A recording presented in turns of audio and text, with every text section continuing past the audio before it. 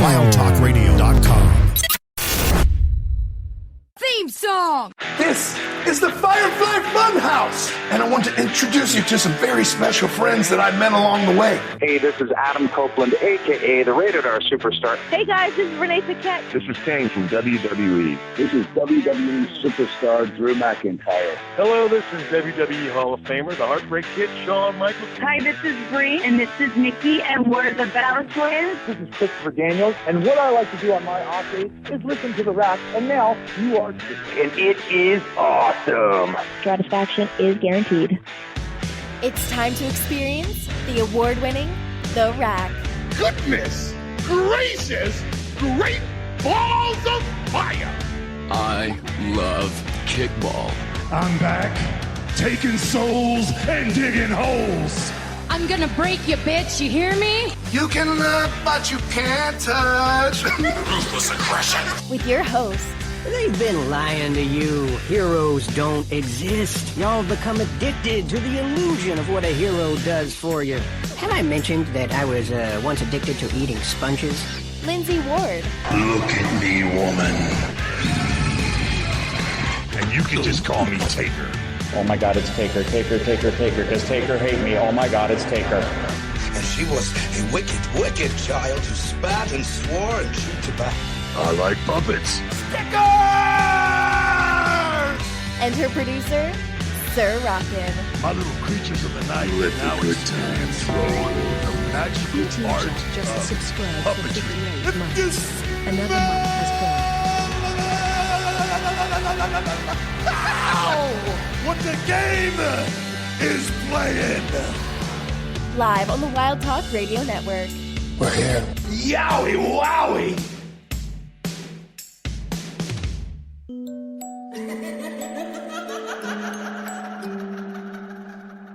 Watch me.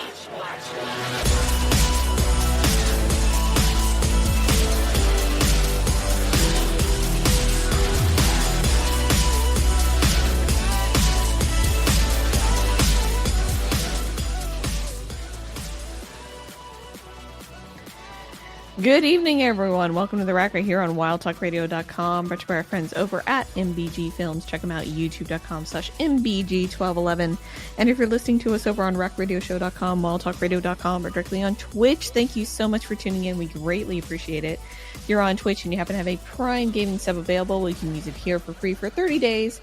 All you have to do is hit the little purple button down the bottom of the screen, and you can subscribe for free. It is that simple. You can also subscribe the regular way, follow the channel, hang out and chat, or listen to the archive. We are happy to have you any way we can get you. I almost got through the intro. I'm your host, Lindsey Ward. Joining me, as always, is the ever faithful producer / co-host / handyman, Sir Rockin. We're here. We're live. Thanks, Matt, for 58 months. Appreciate you. You can just tweet us at Wild Talk Radio ever. At Rock Radio Show, at Lynn's work on the WildTalkRadio.com, RockRadioShow.com, Twitch.tv/WTF to interact with us live, because we're talking about things, places, and stuff. Because it's Sports Entertainment Day. It's professional wrestling. It's The Rack live on a Thursday night. Woo! And thankfully, it was a semi-quiet week in the world of professional wrestling. Everybody held their shit together for the most part, which is always a welcome thing in our world. We don't like it when things implode. Indeed. We've had too much of that lately. So, jumping right into the news brought to you by our friends over at MBG Films, youtube.com/MBG1211. Charlotte Flair has been cast along with Freddie Rodriguez to lead the indie horror film / thriller movie, You Lose, You Die. Written by Carlos Spiff TV Suarez, who will also make his movie directorial debut. According to the synopsis provided by Deadline, the movie follows sociopathic tech expert Mr. Fantastic, who's Rodriguez, who runs a popular show on the dark web with two other sociopathic tech experts, Ms. Perfect, Flair, appropriate name, and Mr. Crete, Anthony Alvarez. On the show, thousands of viewers vote on games and challenges for prisoners to participate in. If the prisoners lose, viewers vote on the weapons the sociopaths use to kill them. Wow, that's a concept. Interesting. I wish her the best of luck. I hope it is a success. Yeah. Hopefully it turns out to be a very successful movie, but no, it's what she's wanted to do. Get a little bit into a little bit of acting, and not the sociopathic stuff. Not the sociopathic stuff, no. but she wanted to get into a little bit of acting. So here we are. So congrats to her. Good for her. Keep up the good work. I mean, it's something that she's looking to the next phase of her career and where she's going to go after WWE. So here you go. Here's that first step into Hollywood. Indeed. Speaking of Hollywood, John Cena is set to host Shark Week starting July 7th. Yeah. The whole 2-week event, he's going to be a part of it. So, it's big for John and Discovery and stuff like that. It's John Cena. He takes on every role he can possibly think of these days. He's got a good agent, man. Yeah, it helps. Expect to include something called Belly of the Beast that happened last year and a whole bunch of different things. So, but with him working with WBD with Peacemaker, so him working with Discovery makes the most sense coming out of it. So it's a whole nice tie-in for them and all those things. Yep. And I look forward to the stupidity that is going to happen with John Cena doing Shark Week. Yeah, I mean, I fully expect him in a shark cage at some point. Yeah. I mean, if he isn't, then they're doing it wrong. I mean, at this point. But what's doing it right is that Nick's era NXT is to remain on Tuesday nights this fall when they debut on the CW, so that's good news. Yeah, so they got the block on Tuesdays on the CW from 8 to 10. Because that CW put out their schedule. And this is a random fact. Scrabble is becoming a game show. Why? I don't know. It's going to air on the CWs on Mondays. Scrabble and Trivial Pursuit back to back for their game show night. Trivial Pursuit I can understand because that's just basically a quiz show. Yeah. But I don't know how you make that into that. I don't know how you would do Scrabble. I guess we're going to find out. Yeah. So, but it's going to be air CW on Mondays. So it's something different, I guess. So we'll see what happens. We will indeed see what happens. Moving over to AEW, they had an eventful week. And speaking of good news, as we continue on that train, Florida prosecutors have dropped all criminal charges against FTR's Cash Wielder. And they filed a legal notice a week before the trial was supposed to start. So that's big. The fact that he got out of it, yeah. It's good news for him. I don't know if it's good news for everybody else, but I'm sure he is very relieved that did not go to trial. Yeah, best outcome for him, for sure. Because everyone's been worried about what could eventually fall, and the fact that it's all charges have been dropped, that's really good news for him. Yeah. So congrats. TNT Sports and AEW announced the launch of AEW Figure Fighters, a new free-to-play casual mobile game featuring 3D animated versions of AEW's most popular wrestlers battling it out in the ring. AEW Figure Fighters enables players to expand their fandom of the world-class AEW roster in an auto-battler format by collecting and leveling up their wrestler. Dude, it's Honkai, but AEW. I mean, the new stream game for you. Get mobile setup. Boom. No. No? In various games. No. Just no. Competing in numerous challenges. No. Players can step into the ring as their favorite AEW wrestler and compete in one-on-one matches, using a combination of signature moves from AEW champions and iconic stars, including Swerve Strickland, Timeless Tony Storm, Darby Allin, Chris Statlander, Chris Jericho, to defeat their opponents in a high-intensity match on the mat. After completing missions, players can level up and grow their collection of wrestlers to strengthen their rosters. The game gives users the option to connect a wallet to purchase, because that's important, or earn collectible versions of wrestlers. AEW Figure Fighters is now available to download and play in the United States for mobile users in the App Store and the Google Play Store. Option to connect the wallet to purchase. Give us your money. We need your money. That's what that is. Pay to win. Pay to win. It's wrestler gotcha without being wrestler gotcha. I mean, WWE Supercard every month offers a battle pass for $30, which is outrageous. Outrageous. There's no value in it. There's zero. If you buy it, there's no value. And I've been playing the game for 10 years. I would never spend money on it. I've never put a single dime into that game. They want you to though. But yeah, it's pay to win. It's just like every mobile game is pay to win. Yep, pretty much. That's how they get their money. It is. It's 100% how they get their money. A new AEW digital series is premiering on YouTube this week, hosted by Renee Paquette and RJ City. AEW Meal and a Match will make its debut on TBS's YouTube channel at 2 p.m. Eastern Time this Friday, May 17th. On the series, Paquette and City will be joined by guests from AEW as they share a meal and watch wrestling. Eddie Kingston is the guest for the premiere. Crying, barbecue, and punchable faces will be among the topics covered on the episode. I feel like this is like an extension of Renee's podcast that she was doing there for a while. A little bit, and it's dinner movie, basically. If you remember that from TBS a long time ago. Yeah, like ages ago. Yeah, this is basically wrestling in a movie. It's a meal and watching a match or whatever. That's what this is, a YouTube version of it. Where like dinner movie was like a 2 hours, hey, we're going to cut in and give some witty commentary in between commercials. This is just a thing, and we're going to talk about food and watch some wrestling. Punching faces. Yeah. I mean, it's the one sign everyone talks about their TV deal and stuff, but we just mentioned two things. One, TNT Sports is producing a video game for them, and now this is going on the TBS YouTube channel. So WBD still likes them. They're still going to produce content. So them announcing other things, it doesn't hurt the relationship. Nope, not at all. This next thing, though, is really interesting. We're going to talk about. Yeah, it looks interesting. So All Elite Wrestling in the city of Arlington today announced a historic partnership that will feature AEW hosting a summer series of events on the path to All In from the world-class esports stadium in Arlington, beginning Saturday, July 20th. The stadium is set to be the hub of a cutting-edge wrestling action, hosting a multitude of AEW and Ring of Honor events throughout July and August. The lineup includes Collision, Battle of the Belts, and the highly anticipated ROH Death Before Dishonor pay-per-view event on Friday, July 26th. The path to All In dates at the Esports Stadium in Arlington are as follows. Additional Ring of Honor dates will be announced in the near future. Saturday, July 20th, AEW Collision. Friday, July 26th, Death Before Dishonor. July 27th, AEW Collision. August 1st, Collision, which is to be taped to be aired on August 3rd. August 10th is Collision. The 17th of August is Collision with tickets for Path to All In. The summer series will go on sale Thursday, June 6th at 10 a.m. Central Time via etix.com and awtix.com. So basically, they're parking for the summer.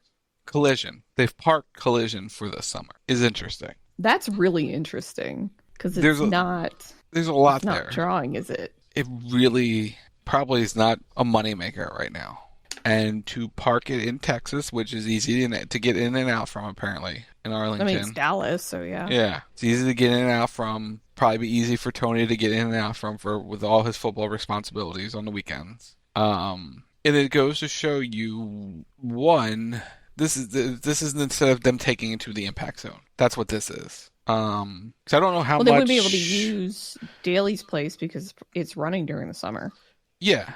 And they were taping Ring of Honor at one point, and what was Dark Elevation in the Universal Studios Orlando, the old Impact Zone, Esports Arlington Arena. Wanted to see how much, if there is a Wikipedia for it, maybe. Yeah, I want to see 2,500 people. It holds. Ooh. That's small. So take that down to maybe 1,500, I guess. 1,500 to 2,000 with staging and everything like that. But that's smart. Okay, one thing about this is it's smart. You're going to have a built-in environment. You're probably getting production costs cut down a little bit. And you have an arena where, like, if you fill it, it won't look empty. That's a positive. It'll be very, filled to the brim, and hopefully, if they do combo tickets, you can come back every week and have a seat, which would be the smart way to do it. Charge a little bit more, but you get 5 tickets or whatever for the AEW stuff or the Ring of Honor tapings. I'm curious because I'm looking at pictures of it and it has a built-in stage already. So I wonder if they're going to dismantle all of that for the sake of AEW or what they're going to do with it. Because just looking at pictures, it doesn't seem it's not small. I'm missing the scene, but it's not. I have pictures. It's not small, but it's also not it's not configured like a traditional stadium or even a traditional like concert building or something like that, where it already has the bleachers and the seats set up. Yeah. They're going to have to build everything for this venue and the stage.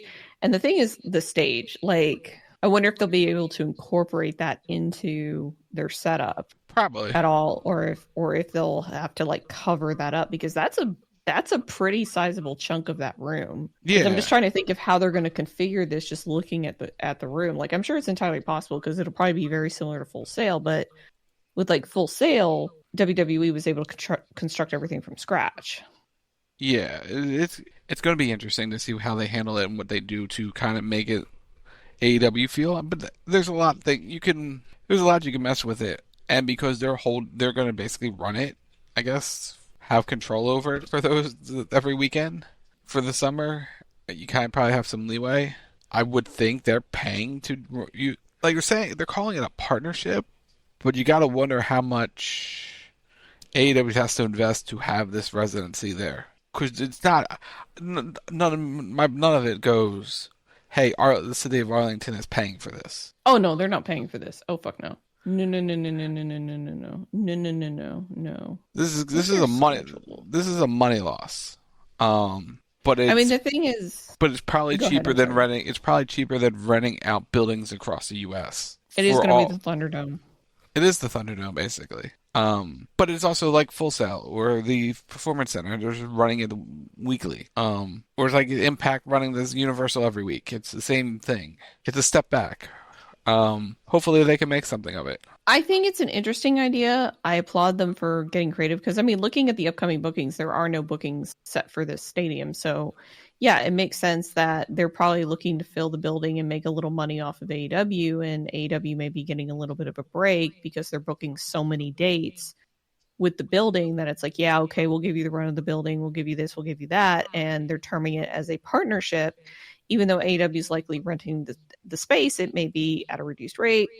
We don't know, but it's just interesting to me that they're parking it, because that's a gamble. On one hand, you're going to be saving money because you're not having the transportation costs of moving the equipment and the wrestlers around to do Collision, but you're also dealing with a captive audience. So you're going to have to try to get people to come to Arlington, for how many shows? A bunch. At least a dozen. Pretty much a month's.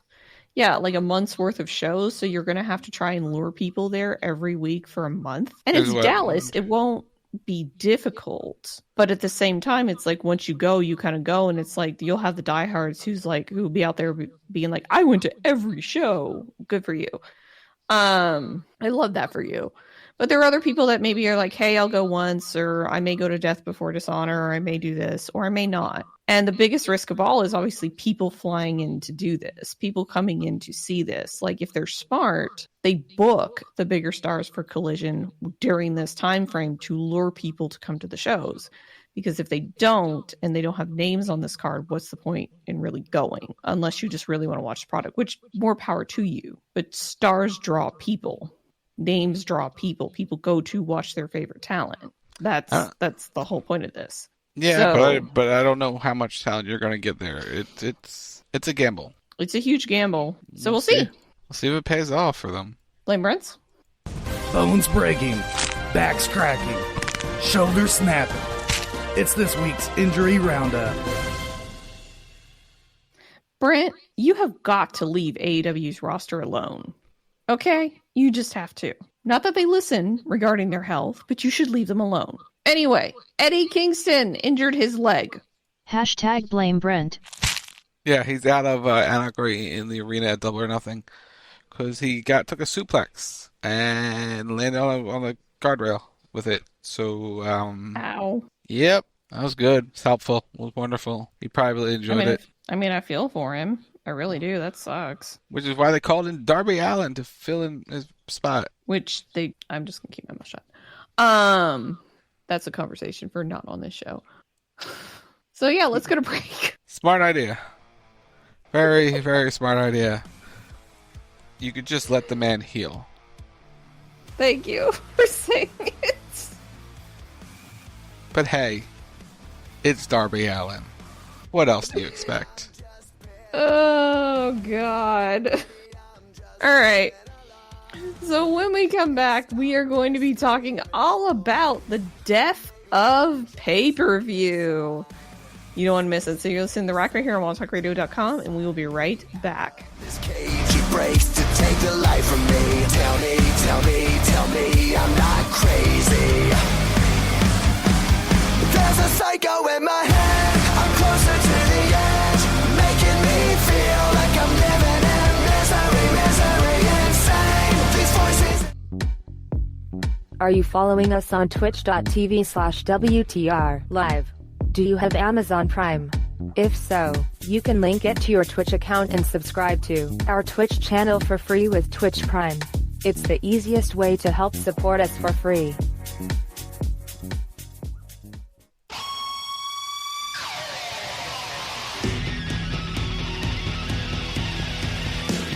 Every Sunday night, the evolution continues with Wrestle Talk Radio, giving you all the latest happenings in sports entertainment.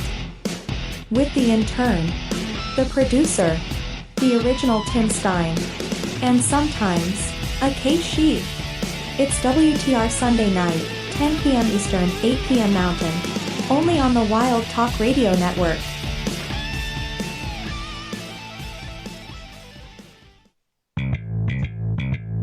Like what you hear? Subscribe to The Rack on Apple Podcasts. Just search for The Rack Radio Show. And while you're there, leave us a review and tell us your thoughts on your favorite show on a Thursday night. Every Monday night, once Monday Night Raw ends, the Raw Post Show goes live. You want to hear a story? Give me a hell yeah! Join Lindsey and Sir Rockin as they give their opinions on what they liked, what they didn't like, and what left them completely confused. It's the Raw Post Show. Monday nights. 11 p.m. Eastern. Live on the Wild Talk Radio Network. And that's the bottom line. Go Stone Cold Simpson.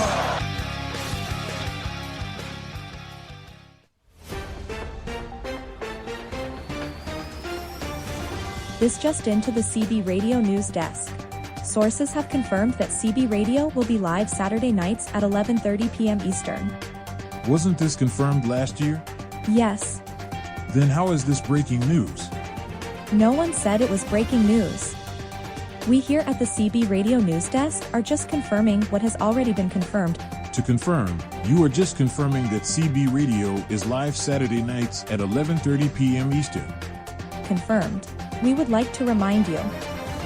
Always trust the source that confirms that CB Radio is live Saturday nights at 11:30 p.m. Eastern. Confirmed. Confirmed.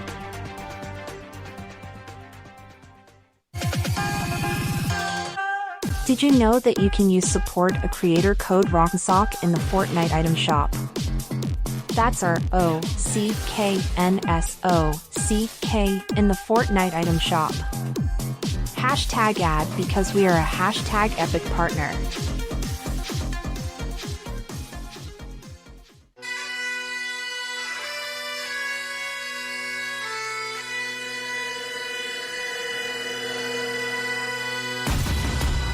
This is WWE superstar Drew McIntyre, and you are listening to The Rack Radio Show on Wild Talk Radio.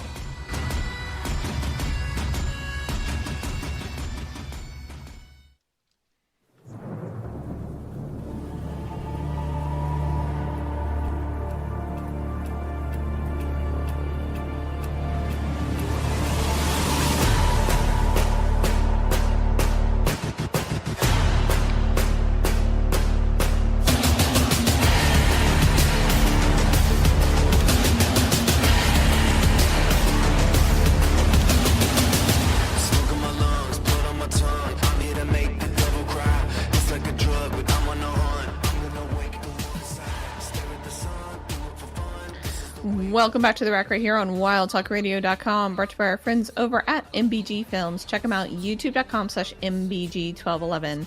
And if you're listening to us over on rackradioshow.com, wildtalkradio.com, or directly on Twitch, thank you so much for tuning in. We greatly appreciate it. If you're on Twitch when you happen to have a Prime gaming sub available, you can use it here for free for 30 days. All you have to do is hit the little purple button on the bottom of the screen and you can subscribe for free. It is that simple.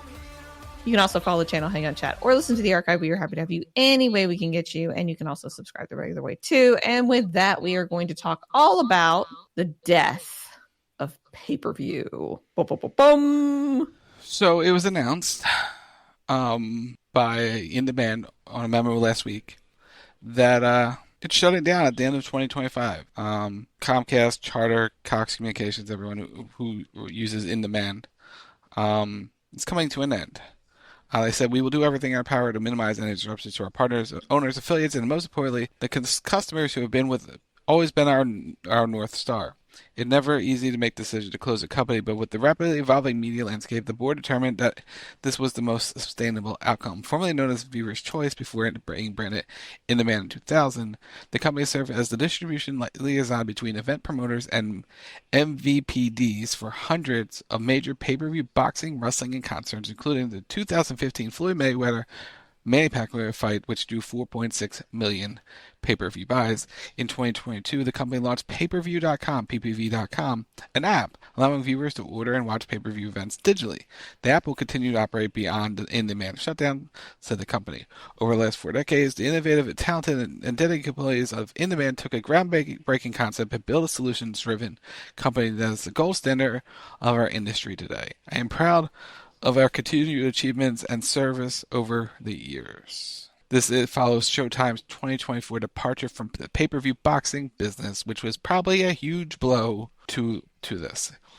Also, with ESPN Plus picking up the rights to UFC pay-per-views, it has kind of taken two things away from what InDemand was being used for. And of course, with WWE moving to Peacock, that has not helped the InDemand pay-per-view business either. So you're basically left with porn, but beyond that, and who's going to? And you can even get that for free. Exactly. So why are you going to try to pay for that? So yeah, we're now in a spot where the idea of purchasing something directly from your cable box, as cable is going away itself slowly. Not really. Don't let anyone fool you. They're just reinventing it. They're just everyone bundling together is just reinventing cable. Just digitally, and that's where we're going. It's kind of sad that it's ending in that manner. I haven't bought a pay-per-view traditionally like that in 19 years. It's been longer, I think, for me.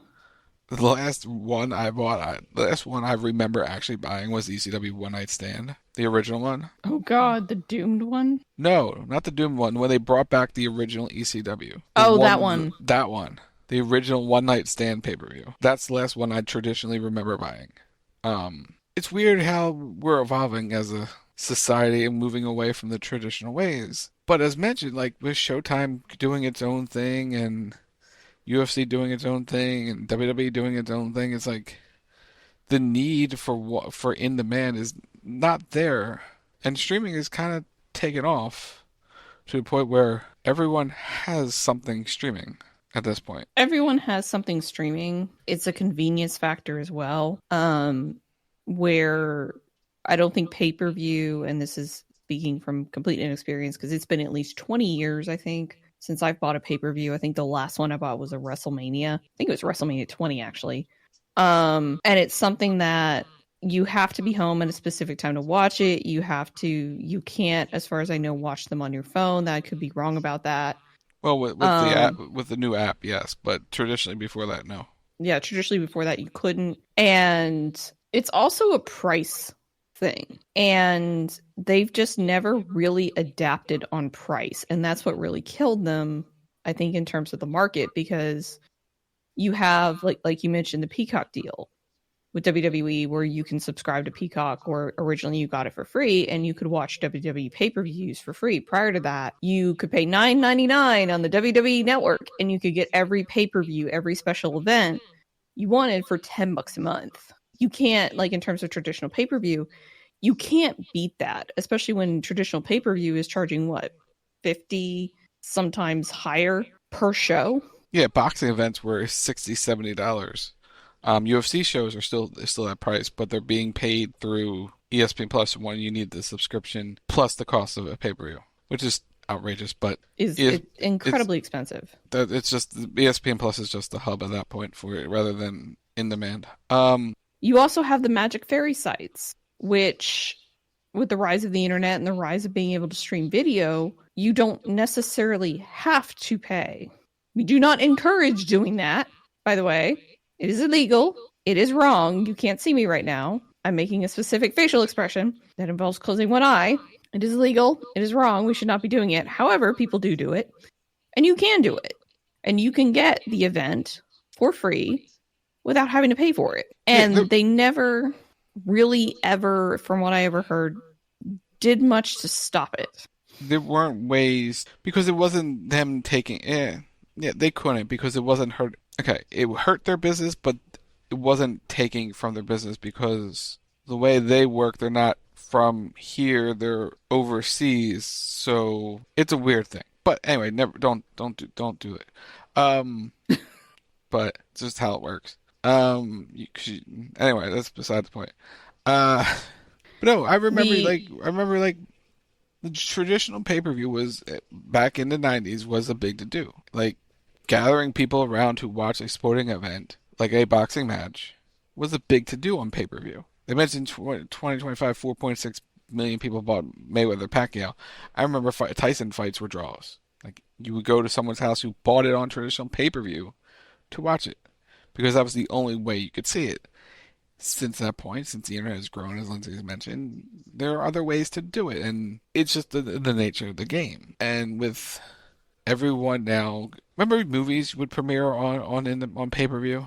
It was the only way you could do it. Before On Demand, it was InDemand pay-per-view where you could watch a movie. It was the only way you could watch it at that certain point in time. It was like, hey, new movie just came out, but you couldn't go rent it or whatever. So you ordered it on InDemand and watched it. It premiered at 8 p.m. on a Friday and you would watch it or whatever. Now all those movies are premiering on Apple or Max or Peacock or Netflix or Netflix or Disney or wherever those movies come to, and you can watch them anytime, any place, anywhere, any device. It really is, I think, what hurt them the most, the convenience factor, because I don't think they caught up quick enough. No. They were forced to catch up, and by the time they were really forced to catch up, they had been outpaced in the marketplace. Yeah. There are just too many other convenient ways that are far less expensive to watch a pay-per-view or a live event or whatever you want to call it than going to InDemand or On Demand or whatever it's called and paying the outrageous fee to watch it. Yeah. Like, why am I going to pay? And this is kind of what I never understood, but I respect it, is people out there wanted to watch like WWE pay-per-views, because this was a thing about the backlash was that the pay-per-view numbers were down. But they're not in the pay-per-view business. That's the problem. You're right. Exactly. That's my point. But it's like, well, one, it was at 1:00 in the afternoon on a Saturday and people are busy. And two, they're not in the pay-per-view business anymore. But it just was, some people were tossing numbers around like it meant something. Yeah, which it didn't, but whatever. But it's, some people may not have access to Peacock. Some people may not want to have access to Peacock. I don't know, but I always found it a little baffling as to why people were paying for traditional pay-per-view other than you just didn't want to pay for the Peacock subscription. Yeah. Which I understand. I completely respect that stance. You don't want to pay for it every month because maybe you don't want to watch every pay-per-view a month. And that's totally fine. But I still don't understand why you're paying, what, $50? I think WrestleMania was like, what, 80 or 90? I remember, WrestleMania was always more expensive. So with the way WWE pay-per-views are structured now, I think it's 30 and 40, I think. 40 for WrestleMania per night now. So that's what, $80 total? Yeah, I think they went down in price. You have to, because nobody's gonna pay $100 $100 for both. No, you're not going to pay for both. No. But it baffled me that it's like people still watch it on traditional pay-per-view and they're paying an exorbitant price to watch it on traditional pay-per-view. And for whatever reason, it's their money, they can do with what they want with it. I just don't understand it. It's the older generation. That's more the older generation. And that's fair. You would assume. Not labeling, just, No, because it's mainly because they're not transferring over to the streaming services. This is basically the point. AEW Dynasty is $50. That's a lot. Yeah. TNA Rebellion was $40. So this is me looking at what's on InDemand on the pay-per-view channel at the moment. I was looking for a WWE one, but it's not in the rotation at the moment. So I'm gonna keep looking. But yeah, it shows you where it's becoming, and now with streaming taking over, and it's taking over everything. Just hi NFL, Netflix. That's a huge one if you really think about it. Netflix and Christmas and football. That's people were not happy with Peacock getting it for one night. We'll see how they are with Netflix. All right, so King and the Queen of the Ring is $44.99 now. So you do your math for what it is now. So $45 for King and Queen of the Ring coming up in a week on traditional pay-per-view. When you could pay, what now is it, $7.99 coming up for Peacock? Still cheaper. Amazing how that went up really fast. But everything's going up. Everything's going up, and now they're bundling, so they're going to say they're saving you money, but they're still making you pay for all the services. But that's besides the point. But no, it's just weird how things are evolving, and the way we used to doing things is no more.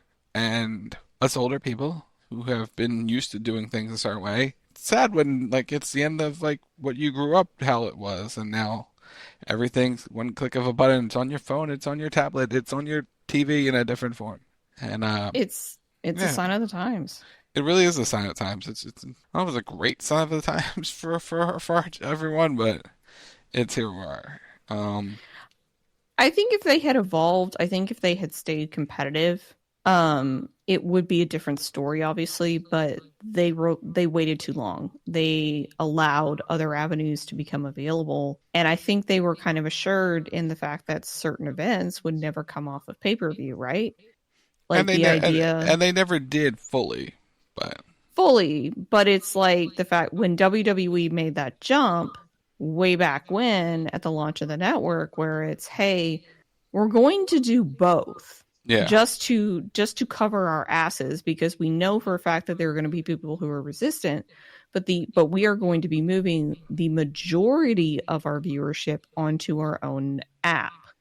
Yeah. And then when they merge that with Peacock, it's, well, we're still keeping that viewership on that app. We are not moving it back to a traditional pay-per-view.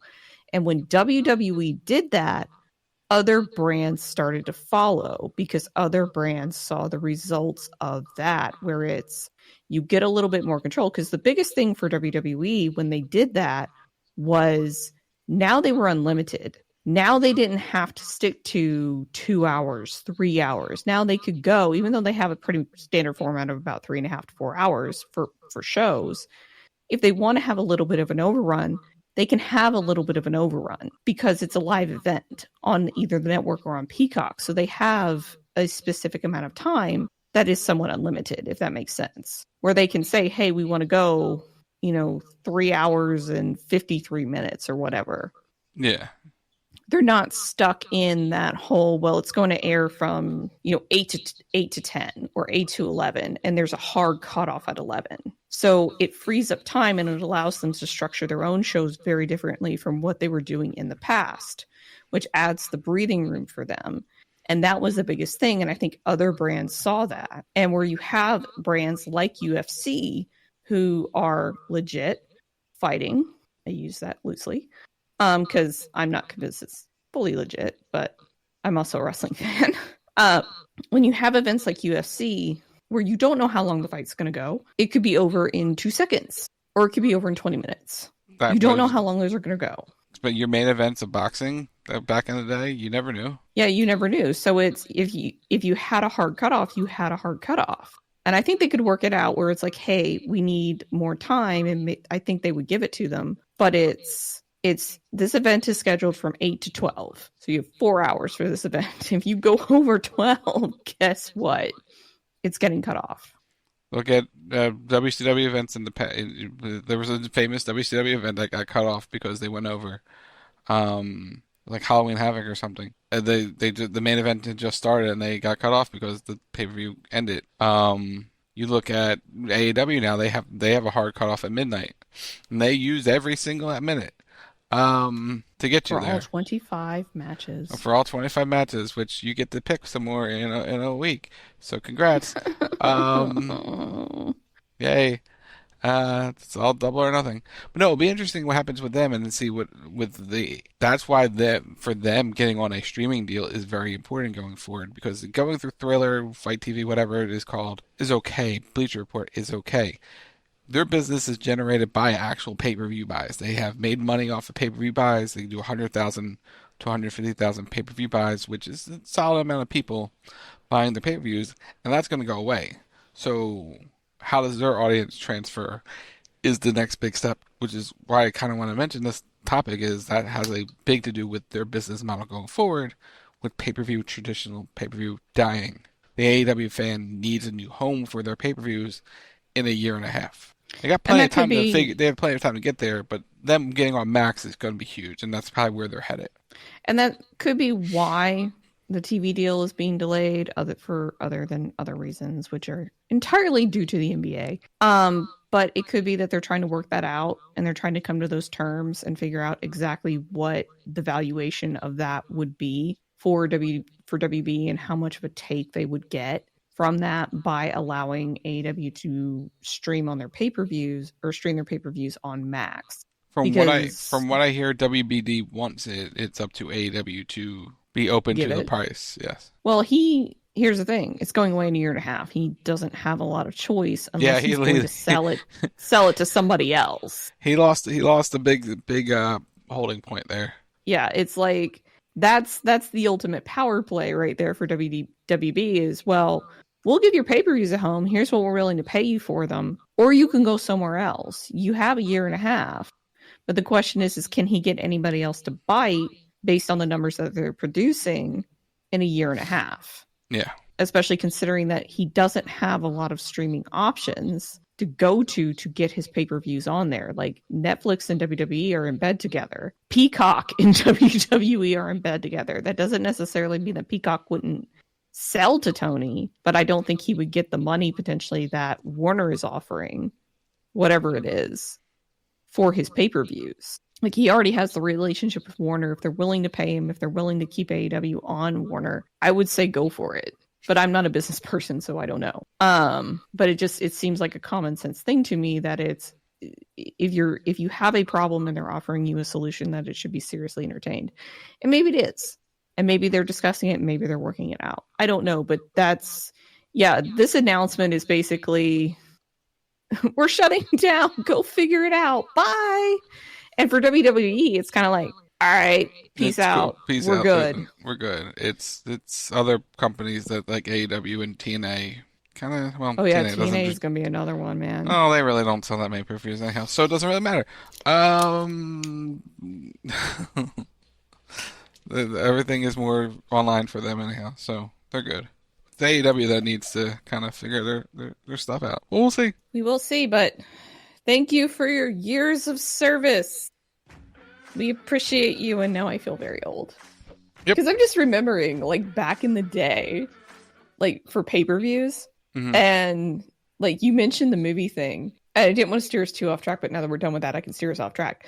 Do you remember, and I don't know if you ever did this, like you go to the pay-per-view channel and there's like a movie you want to watch and you sit there and you watch the scrambled channel and you can hear the dialogue of the movie? Yeah, Scramble TV. That was you just sat there and you tried to pick up little details. Yep, that was a thing. That was a thing. That was a thing. Because it was theater, pay-per-view, and I'm going to date myself. Then it would go to Blockbuster or rental places, but we had Blockbuster. Yep. Hollywood Video, Blockbuster. Yep. And then you would go rent it, or you could go, or if you were really fancy, you could go buy it, but you always Man, going to Blockbuster. Yep. Picking up a couple movies for the weekend, going home, watching them, and then you always had to make sure you rewound them, or else you got in trouble. Be kind, rewind. And then when Netflix was a DVD business, and you could rent DVDs. Come a long way from there. Damn, man. Back in ye oldie days. Ye olden days, for sure. Anyway, I think we're done. What do you think? I think we are done. So that will do it. So that'll do it for us here tonight. We got stuff to plug, including tomorrow night, GM Battles, 10 p.m. Eastern. Saturday night, 10 p.m. Eastern, game night, featuring Fortnite, Uno. I don't know. We'll figure it out.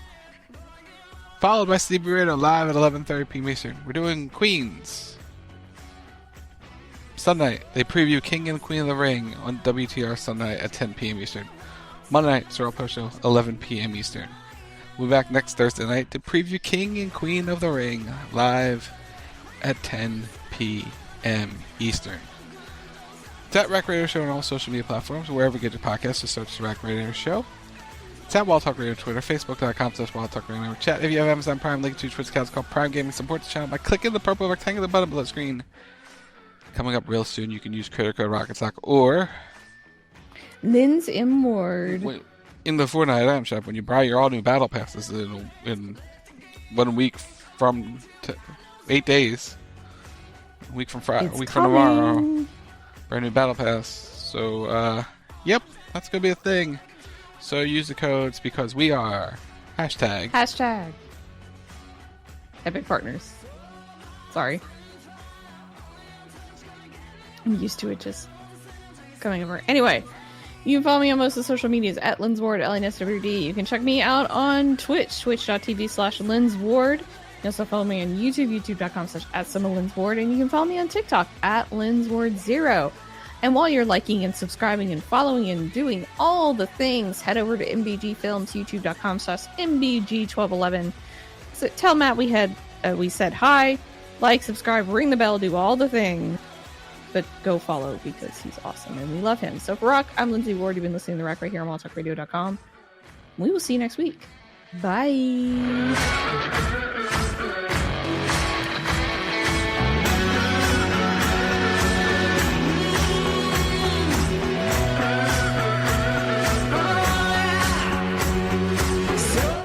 Wild Talk